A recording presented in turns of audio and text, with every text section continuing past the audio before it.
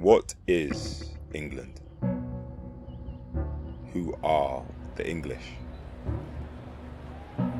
Some say the answer lies in Parliament, in the flag, in the anthem. But the truth is older, quieter, and found in stranger places. In the clatter of a turnstile, in the rumble of a terrace, in the ritual of Saturday at 3 o'clock. There is an England made by law and an England made by labour. This is a story of the second. The England the working class built in shipyards, pits, steelworks, and in football grounds. It is a story of rise and rupture, of belonging and exclusion, of how a class found itself in a game and what happened when that game was taken away.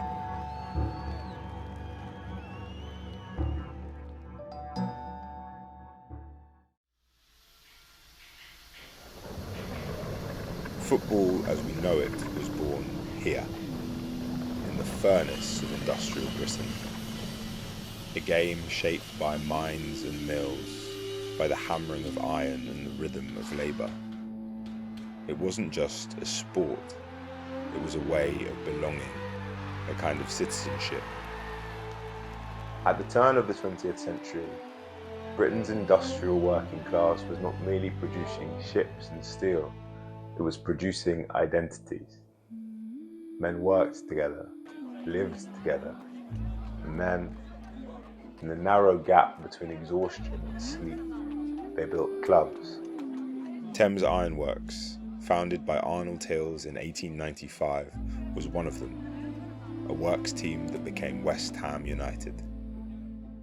Not a leisure activity, a civic expression, an extension of the workplace itself. The ironworks sat at Leamouth, where the River Lee meets the Thames, a world of cranes, slipways and steel hulls taking shape. Men built ships, engines, iron for bridges and docks. They worked long hours in dangerous conditions, their bodies shaped for and by labour. Hills believed that football could do what wages alone could not. Discipline the body, organise time, bind men into a public world larger than the factory floor. The great David Goldblatt writes that football was born of industrialisation, urbanisation, and the new rhythms of working class life, shaped by the city and the factory, the mine and the mill, the shipyard and the steelworks. It grew in the cracks of the industrial day. Half-day Saturdays, 5-day weeks, a brief taste of freedom filled instantly by football. These were not clubs in the modern sense. They were social enterprise come civic associations. So, supporting West Ham in 1910 meant more than wearing claret and blue. It meant joining a public world. It meant being counted. To follow your club was to see yourself reflected in public, your work, your discipline, your endurance, given form and voice on the football pitch. And this sense of belonging was never abstract, it was local, sometimes uncomfortably so. Across the river, Millwall were doing the same thing. Another Dockland club, another working class crowd, another community shaped by tides, shifts and hard labour. They were not enemies in a modern sense of the word. They were rivals because they were reflections. Two sets of men who built for the same empire, who worked the same docks, who lived within squinted sight of one another, separated not by class, but by water. Goldblatt reminds us that football, alone among working class urban cultures, allowed people to lift their eyes from the most parochial and immediate concerns and gather around something larger, a district, a city, a club, a sense of community. When West Ham and Millwall met in the early decades of the 20th century, game was not about domination, it was about recognition. This was civic rivalry, an argument between two people who were structurally the same. To beat your neighbour then was to assert dignity, to say that your work, your street, your people counted as much as theirs. But it was not, as much as you may believe, about superiority. To lose was to simply make the same arguments again the next Saturday. Football didn't dissolve class tension. It gave working class life a public stage on which local identity could be performed. Conflict was contained, ritualized, made social. Football was a ritual, a performance and declaration of belonging.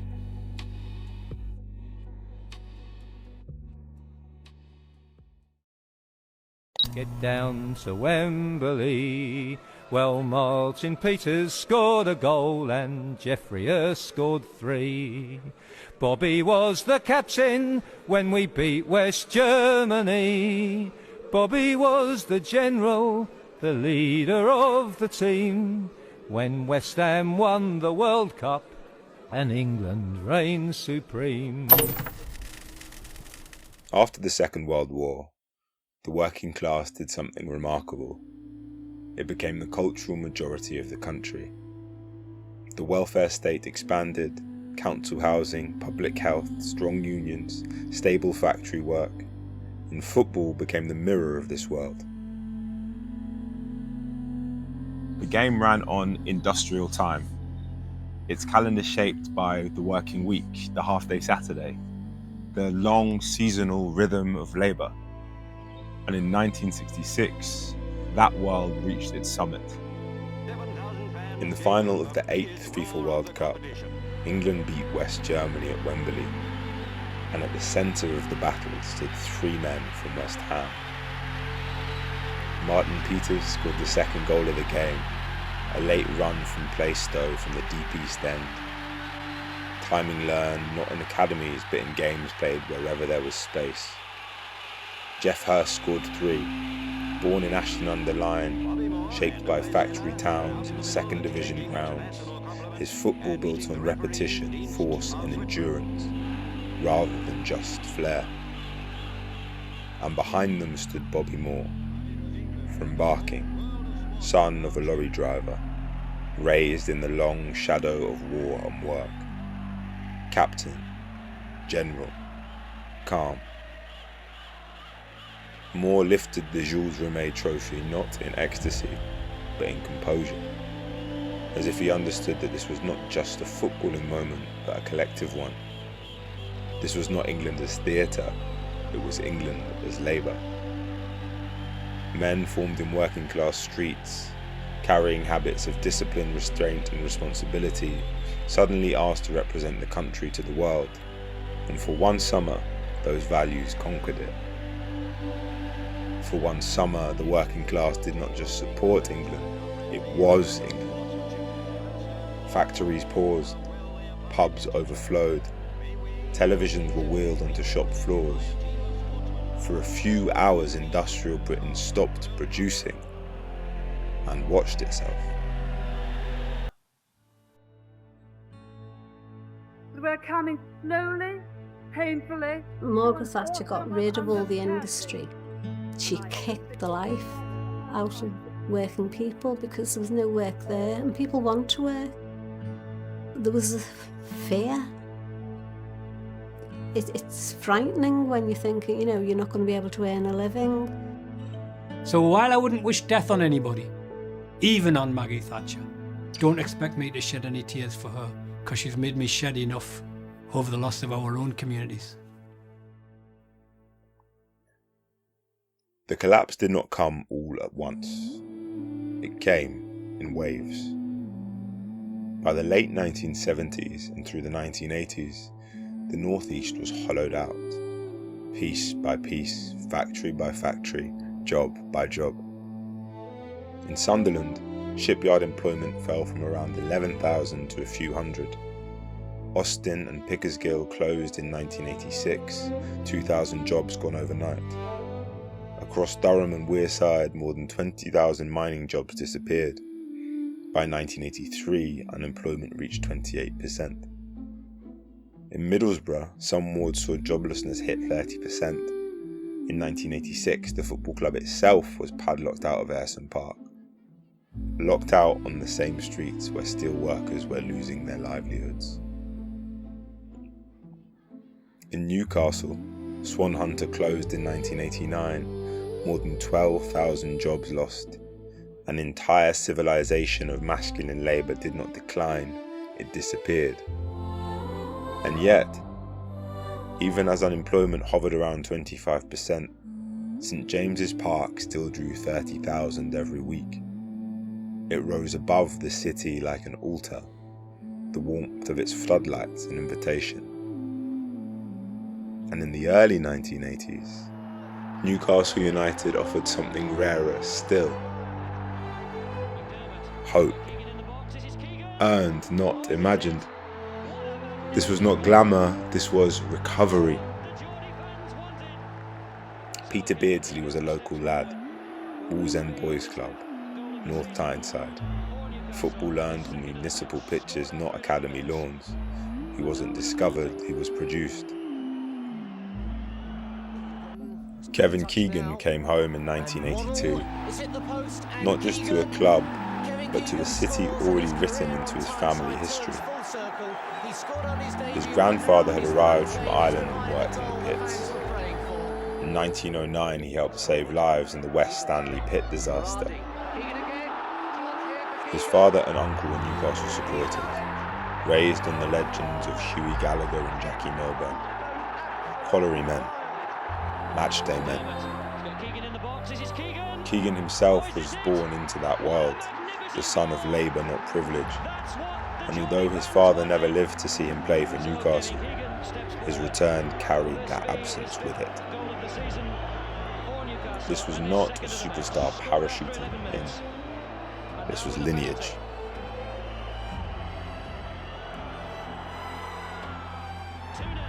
Chris Waddle followed, born in Felling, Tyne and Wear, a working man who'd processed food in a seasoning factory before football took him seriously.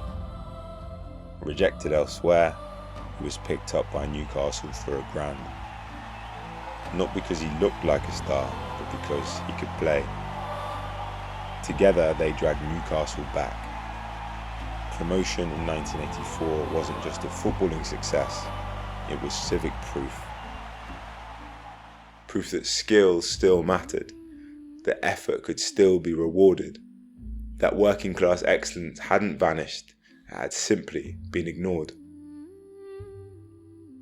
Goldblatt writes that football matters most when it allows people to recognise themselves in public achievement. For a city stripped of work, this team did just that. And they did not stop there. Keegan became King Kev, European Footballer of the Year twice, the best player on the continent. Waddle, Magic Chris, left Tyneside and bent matches to his will, England and Marseille. And Beardsley followed, quiet, relentless, devastatingly intelligent. When he moved on, he became the most expensive British footballer in history. Not a curiosity, not a symbol, but proof. Proof that skill forged on municipal pitches and northern streets was not second-rate, it was elite. For a city told it no longer mattered, this mattered. But when coherence fails elsewhere, another language begins to surface. Hooliganism was not the cause of the crisis, it was one of its expressions. Young men raised for trades that vanished before they arrived, found themselves with bodies shaped for labour, but nowhere to put them.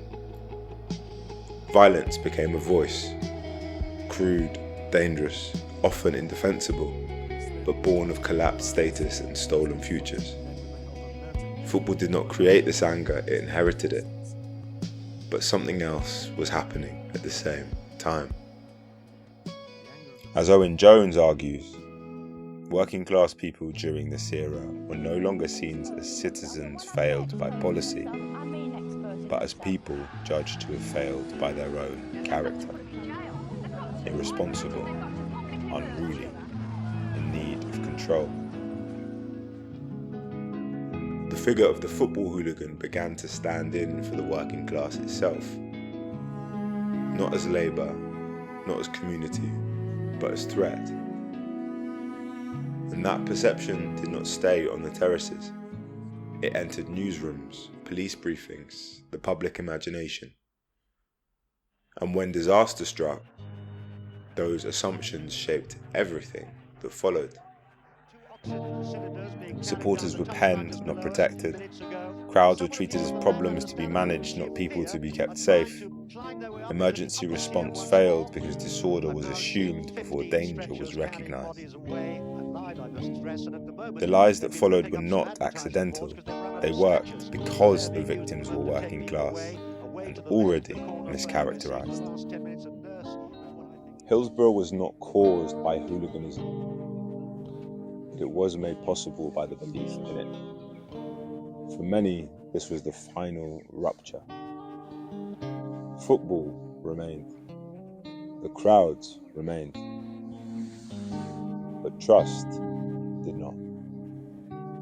And the red and white scarves of Liverpool, and red and white bobble hats of Liverpool, and red and white rosettes of Liverpool, and nothing else out there on the enclosure where all the deaths occurred, and the sun shines now.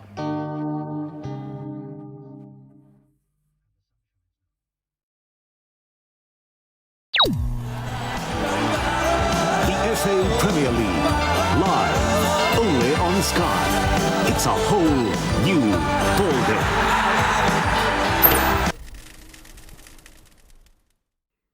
When industry collapsed, football remained, but its ownership changed.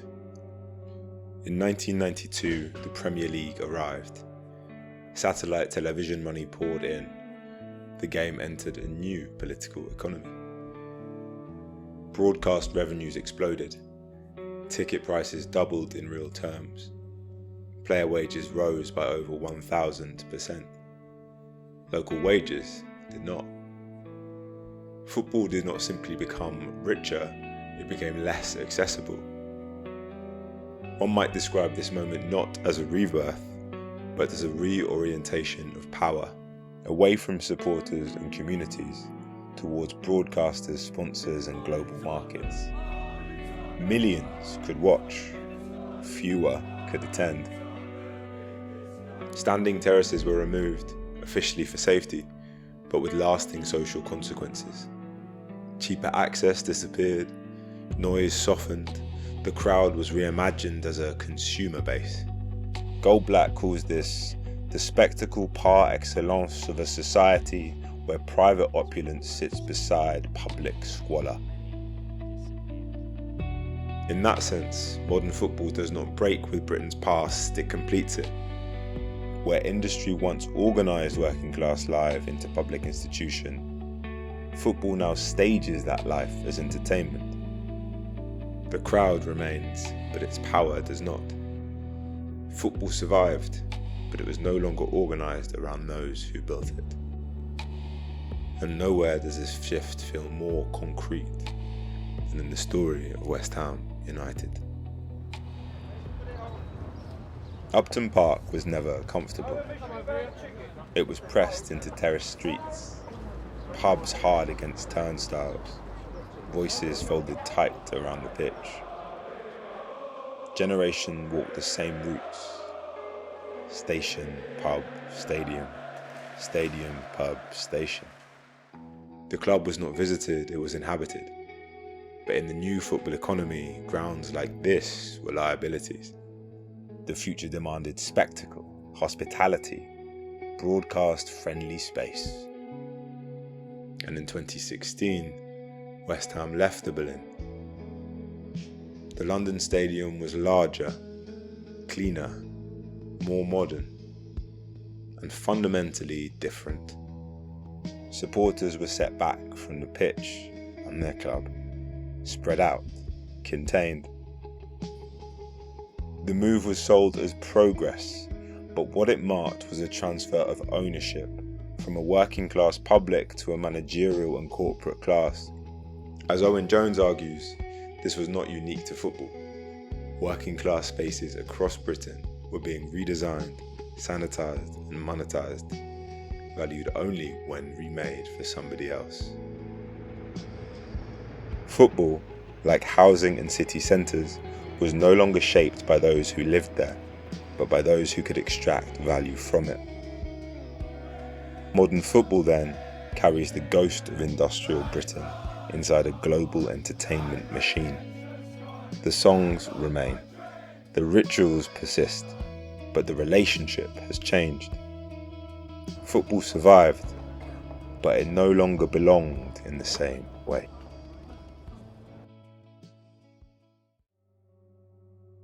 When work disappeared, it did not just take wages with it. It took roles, routines, status, a way of knowing who you were.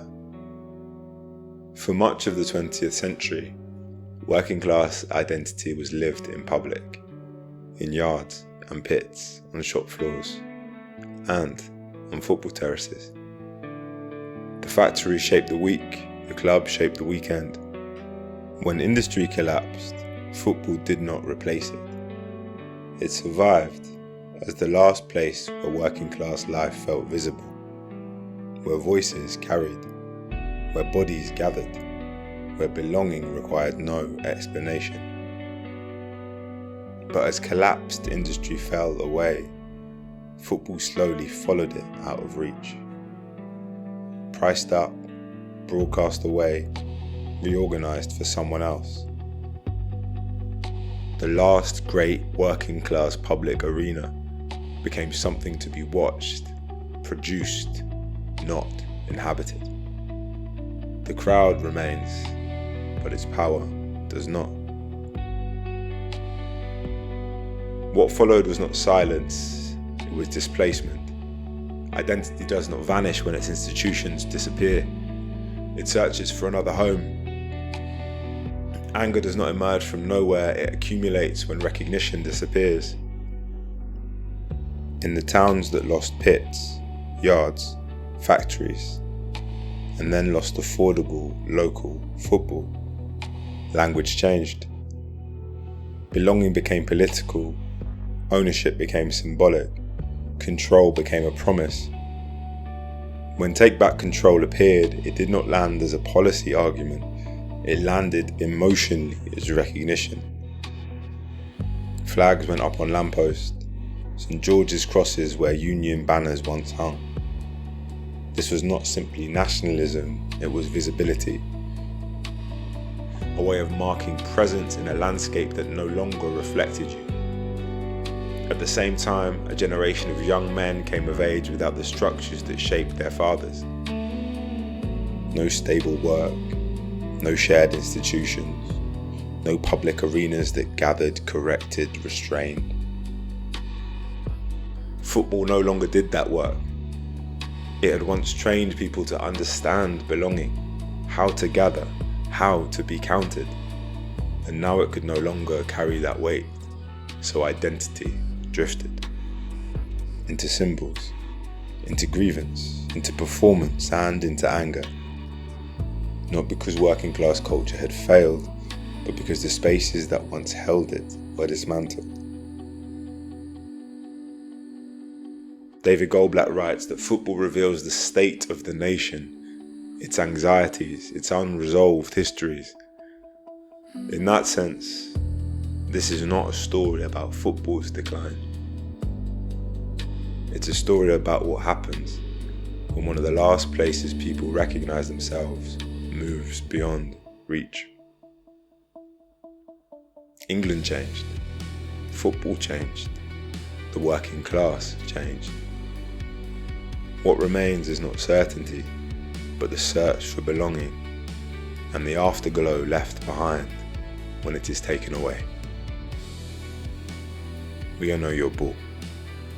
Thank you so much for watching. See you on the next one. Bye-bye.